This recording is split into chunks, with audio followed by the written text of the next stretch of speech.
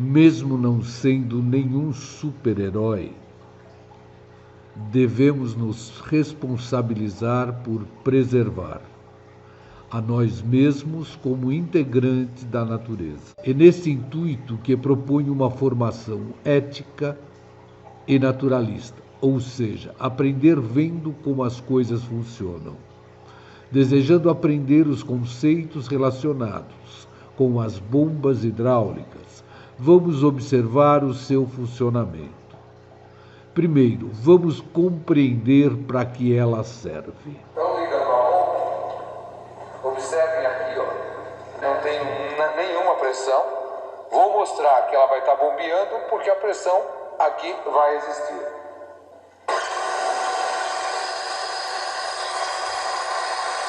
Então vocês podem observar que nós temos uma pressão positiva e aqui na entrada uma pressão negativa. Isso demonstra que a bomba é um dispositivo feito para dar carga de pressão ao fluido.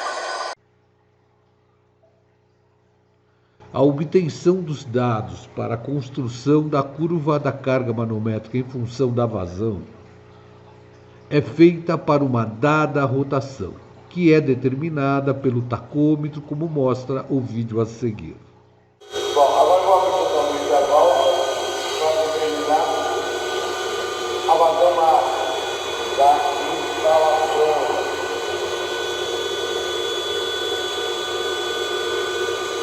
Com isso, eu faço aqui na entrada menos 200 milímetros de mercúrio e na saída eu faço aqui 210 kPa.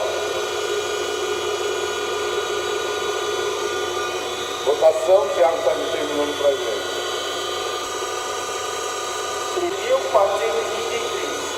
3.433 RPM.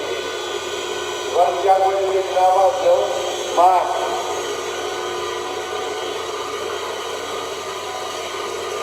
Agora o tanque é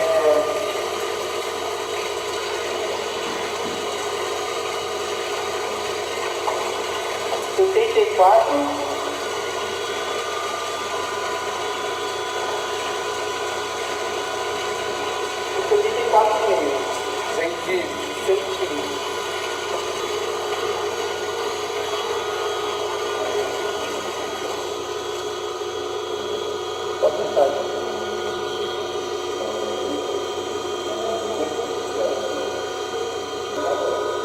Vou pegar na JH de 100 milímetros.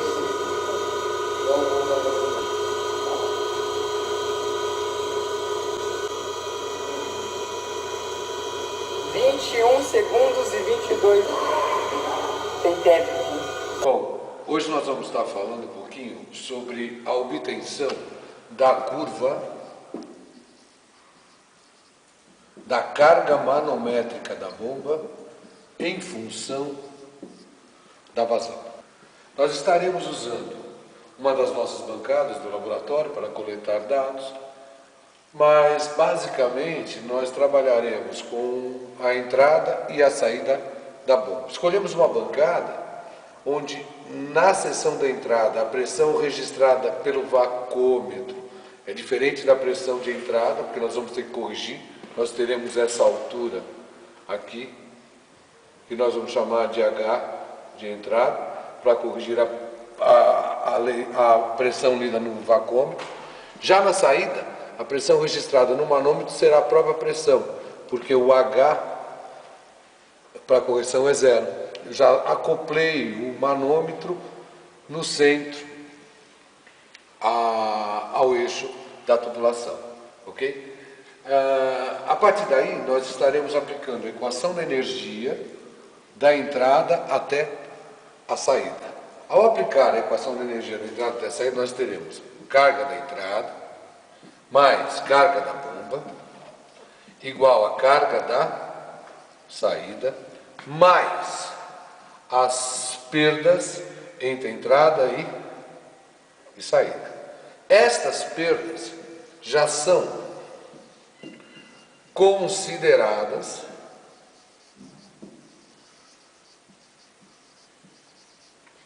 no rendimento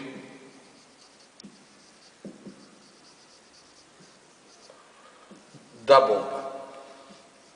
Portanto, na equação de energia, nós não estaremos usando essas perdas.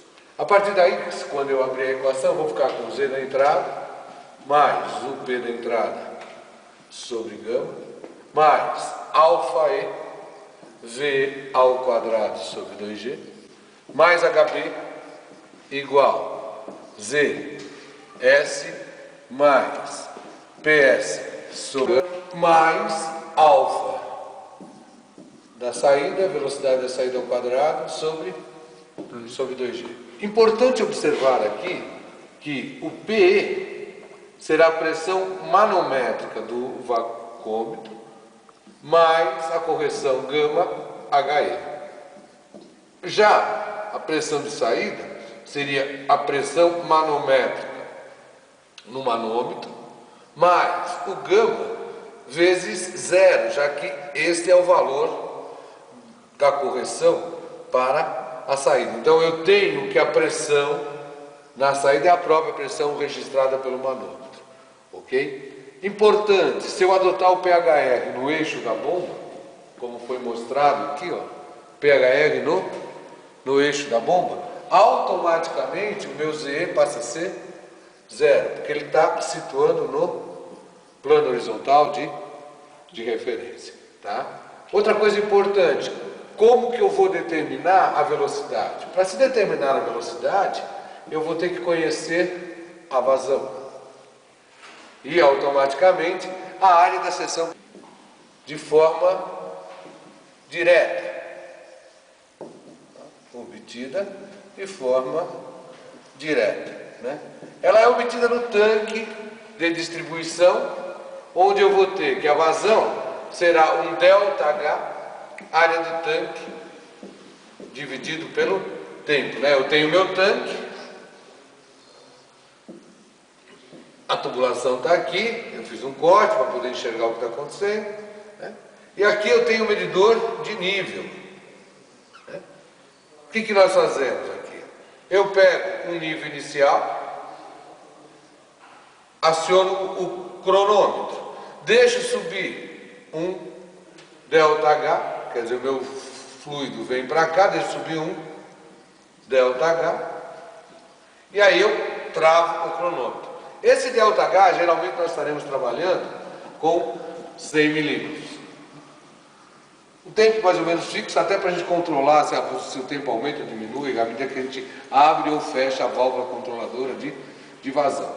No caso da bancada que nós optamos, a nossa entrada tem um diâmetro nominal de 1,5 polegada, aço 40, onde nós temos um diâmetro interno de 40,8 milímetros e temos uma área de 13,1 centímetro quadrado. Já a saída, nós temos um diâmetro nominal de 1 polegada, também aço 40, onde nós vamos ter um diâmetro interno de 26,6 milímetros e vamos ter uma área de 5,57 centímetro quadrado. Esses valores foram obtidos na norma de aço, que é a ANSI B3610, que vocês podem observar no site. Outra coisa importante nessa experiência é que a gente vai estar trabalhando aqui com um motor elétrico considerado assíncrono.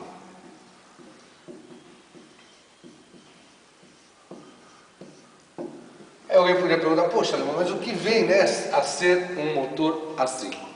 É mais fácil a gente partir do conceito de um motor síncrono. Então, eu vou partir do conceito do motor síncrono, que é aquele que apresenta uma rotação fixa. Então, se eu tenho um motor síncrono,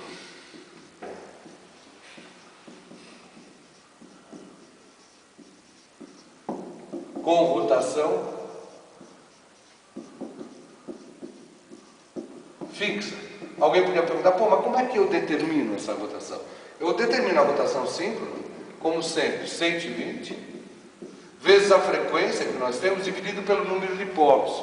No nosso caso do laboratório, nós teríamos 120 vezes 60 Hz, já que no Brasil é 60 Hz, o número de polos nosso 6. Então nós teríamos uma rotação síncrona de 3.600 RPM.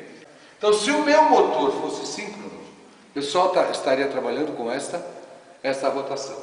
Porém, o meu motor é assíncrono.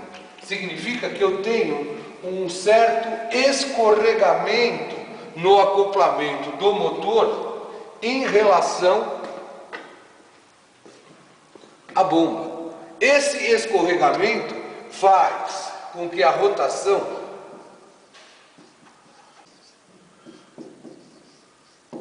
ou flutua em torno da rotação síncrona. Geralmente o escorregamento para esses motores fica na ordem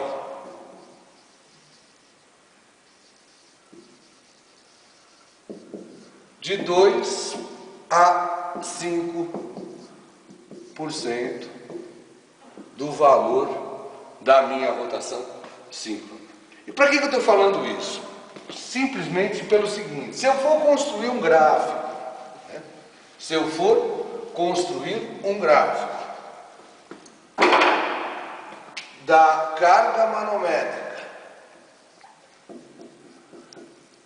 por exemplo, em metro, em função da vazão em metro cúbico por hora, todos os pontos pertencentes a esse gráfico, todos os pontos do gráfico devem estar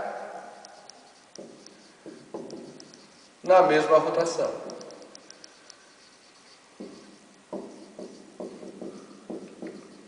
Só que ao longo da experiência, como eu tenho esse escorregamento, e nós vamos estar medindo essa rotação através de um tacômetro, nós vamos constatar que cada ensaio eu vou ter uma rotação provavelmente diferente, com raríssimas exceções, Então vocês vão acabar observando que pode, ao acaso, até coincidir, mas é normal as rotações serem diferentes. Como as rotações são diferentes, para poder obter a representação desejada, nós teremos que corrigir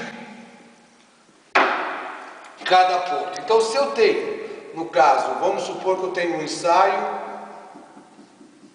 2, Esse ensaio 2, eventualmente, eu vou ter quais os dados que eu teria? Eu teria um ΔH em milímetro, como eu disse, um ΔH de 100, nós estaremos medindo. Eu terei um tempo registrado para que esse ΔH tenha os pontos, Eu vou ter o tempo, eu vou registrar a pressão na entrada da bomba em milímetro de mercúrio, eu vou registrar a pressão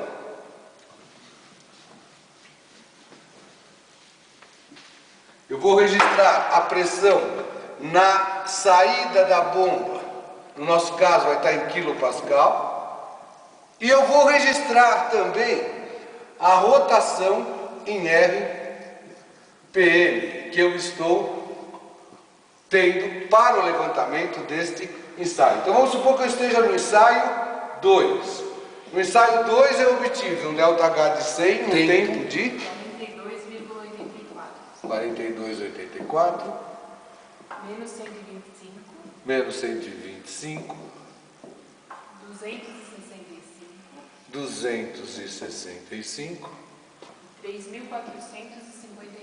3.453. É claro que para fazermos essa conta, eu estarei precisando, do H da correção para entrada, Então eu tenho que ter o Hzinho de entrada, que era 14 centímetros. Claro que eu vou ter as propriedades da água para essa situação. No caso, água a 20 graus Celsius, nós vamos ter a densidade 9 98,2 kg por metro cúbico. Vamos ter a viscosidade cinemática 1,00410 a menos 6 metro quadrado por segundo. E não vou precisar nada do mercúrio. Por que eu não vou precisar nada do mercúrio? Porque, na verdade, eu vou ter uma transformação de unidade aqui, não uma transformação de coluna. Se fosse uma coluna realmente de mercúrio, eu precisaria da temperatura e corrigir o gama do mercúrio. Nesse caso, não, porque é uma transformação mera de unidade. Aí eu pego um valor fixo para o ρ do mercúrio, tá certo? Outra coisa que eu vou precisar para efetuar os cálculos aqui seriam os lados do tanque. Então nós estamos no nosso tanque superior com 74 centímetros e 74,5 centímetros, o que vai me dar uma área da seção transversal 0,74 vezes 0,745. Isso aqui em metro quadrado, que eu estarei usando para determinar a vazão de forma direta. Nós vamos estar fazendo a conta e a Carol vai estar nos ajudando, passando os valores dessas contas para a gente. Então, vamos começar com a determinação da vazão de forma direta. Então, eu vou determinar a vazão de forma direta, Q igual ΔH, área do tanque, dividido pelo tempo, ou seja, 100, 10 a menos 3, quer dizer, eu passei o 100 milímetros para metro.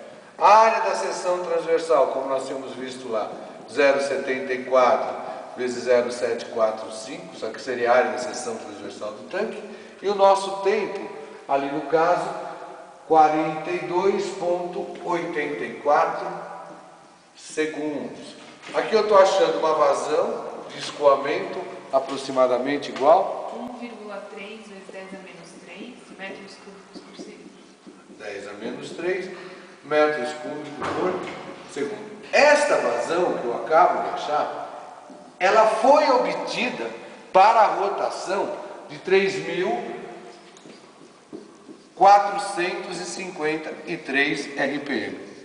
Como nós vamos querer comparar o gráfico do laboratório com o gráfico do fabricante, o fabricante nos levantou esse gráfico para uma rotação, que nós podemos falar uma rotação nominal, entre aspas, mas ele já considerou o escorregamento, de 3.500 RPM. Então eu vou ter que corrigir essa vazão para 3.500 RPM. Como é que eu vou fazer a correção? Bom, vou executar essa correção lembrando do coeficiente de vazão, meu φ, onde eu tinha vazão, rotação e diâmetro do rotor ao cubo. Então eu terei que o φ para 3.500 terá que ser igual ao φ para a rotação lida. Então eu teria a vazão de 3.500.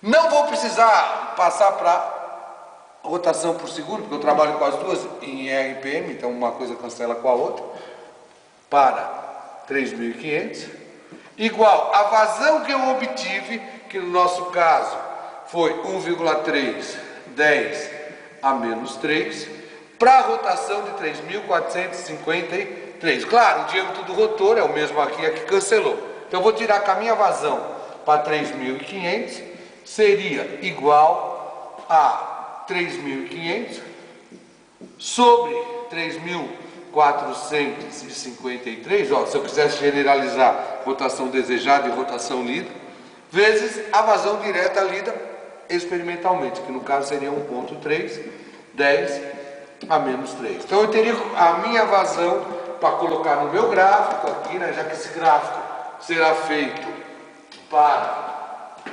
3.500 RPM, então eu teria, né, o gráfico para 3.500 RPM eu teria a minha vazão, tá certo?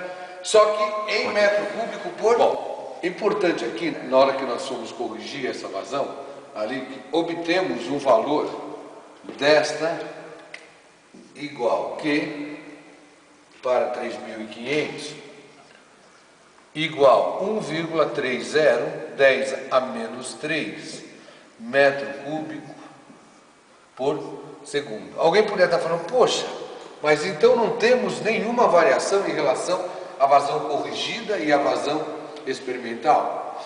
É importante, talvez, aqui ampliarmos um pouquinho mais os algarismos significativos. Se eu for trabalhar, 130 significa que eu trabalhei com 3 algarismos significativos, mesmo porque é 10 a menos 3 aqui. Então eu vou voltar para a minha vazão experimental e vou trabalhar com 3 algarismos significativos. Vou pedir para a Carol me ajudar. Então, Carol, se eu trabalhar com 3 algarismos significativos, como que fica essa vazão experimental aqui? 1,29. Então aqui eu teria 1,29, eu estaria trabalhando aqui com 1,29, eu estaria trabalhando aqui com 1,29. Daí tive uma pequena correção para fazer. E como é que eu vou achar o valor em metro cúbico por hora? Bom, é simplesmente pegar o que eu tenho aqui e multiplicar por 3.600, que me daria uma vazão de 3.500 nessa situação, igual a 4,7 metro cúbico por hora. Então eu vim para cá, marquei o meu 4,7, subi. Agora, para caracterizar o ponto do meu gráfico, eu vou ter que calcular a minha carga manométrica. Para cálculo da carga manométrica, vou voltar para a minha equação da energia, onde nós tínhamos HB igual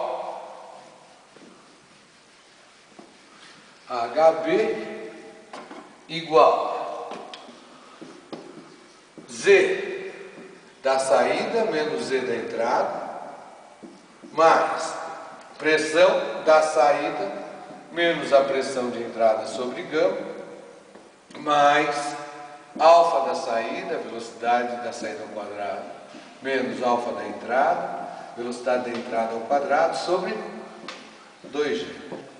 Bom, PHR no eixo da bomba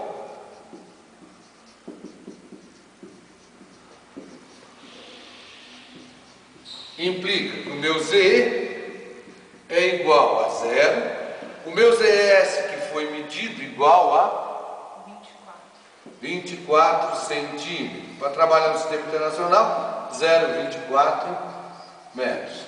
O gama da água, como nós já tínhamos visto, o gama da água para 20 graus, eu teria o rho da água, que era 998,2 do sistema internacional, ou seja, quilo por metro cúbico, vezes 9,8 metro por segundo ao quadrado, que me daria um gama da água igual 9.782,36 newton por metro cúbico. Já tem o gama da água. A minha pressão de saída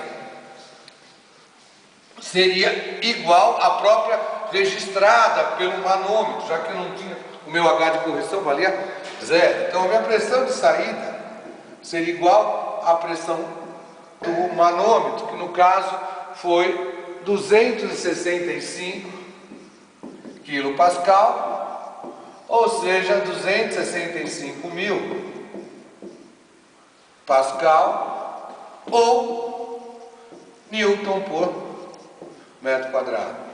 A minha pressão de entrada seria o menos 125 milímetros de mercúrio, que eu vou converter, então eu vou pegar o menos 125. Primeiro, vou dividir por 1000 para passar para metro. E vou multiplicar pelo gama do mercúrio, que no caso seria 13.600, que é o ρ, vezes 9,8. Isso tudo para poder achar o valor em Pascal. Mais o gama da água, que seria o 9.782,36 vezes o meu Hzinho de correção, que era 14 centímetros, ou seja, 0,14. Daí eu vou achar que a minha pressão de entrada para este ensaio seria igual a menos 15.290,5 Pascal. Já está corrigido, está no sistema internacional, né? Então eu tenho o valor da pressão. Agora, eu precisaria achar os valores da velocidade. Para isso, o que nós temos? Nós já temos a vazão e conhecemos as áreas. Então eu vou achar as velocidades, tá certo? Tanto na seção da entrada como na seção da saída, e depois nós vamos calcular o número de Reynolds para verificar se o alfa é 1 ou 2. Então a minha velocidade de entrada seria igual à minha vazão, que seria 1,29. 1,29 vezes 10 a menos 3. Olha, importante, eu não estou trabalhando com a vazão corrigida. Eu estou trabalhando com a minha vazão experimental. Importante isso. Então 1,29, 10 a menos 3. A minha área na entrada, que era 13,1, 10 a menos 4. Então eu vou achar, né, no meu caso, uma velocidade de entrada aproximadamente igual 0,982 metros por segundo. Já achei a velocidade, vou calcular Reynolds.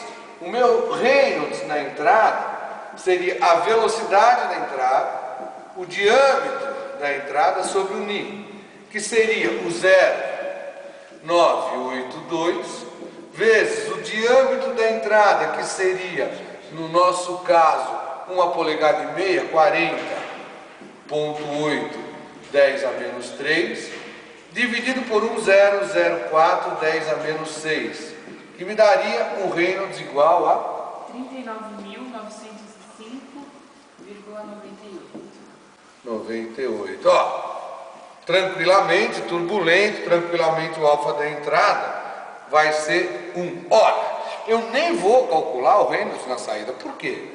Porque na saída, como eu diminuir o diâmetro, a velocidade vai ser maior. Então o Reynolds vai ser maior ainda. Até para provar isso, eu posso calcular a velocidade, né? Vou ter que calcular a velocidade de saída, que seria 1,29, 10 a menos 3, dividido por 5, 57, 10 a menos 4, que me daria uma velocidade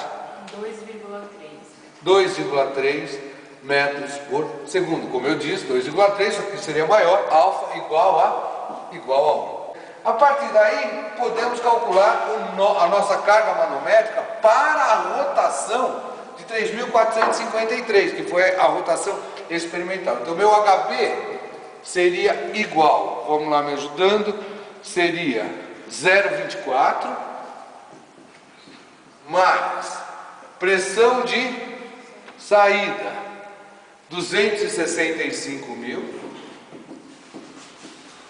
menos com menos, mais, então mais a minha pressão de entrada, 15.290,5, dividido pelo gama, que era 9.782,36, mais 1 vezes 2,3 ao quadrado, menos 1 vezes 0,982 ao quadrado, 982 ao quadrado sobre 19,6, que vai me dar um HB para 3.453, aproximadamente igual 29,1 metro. Este HB nós vamos ter que corrigir para 3.500 RPM. Esta correção é feita através do psi, do coeficiente manométrico.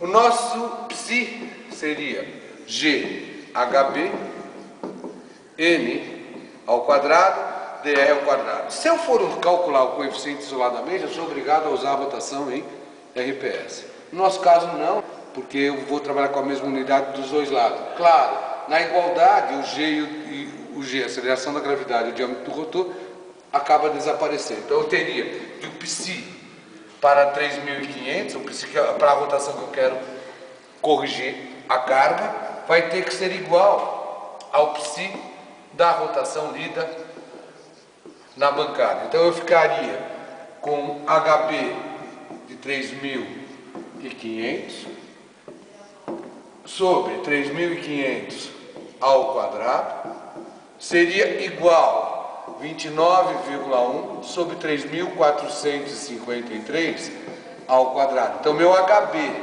para 3.500 ficaria 3.500 sobre 3.453 ao quadrado vezes 29,1. Generalizando, seria a rotação desejada sobre a rotação experimental vezes ao quadrado vezes o HB experimental, que me daria um HB para 3.500, nesse caso, aproximadamente igual 29,9 metros. Eu estaria marcando o meu 29,9 e com isso caracterizando um ponto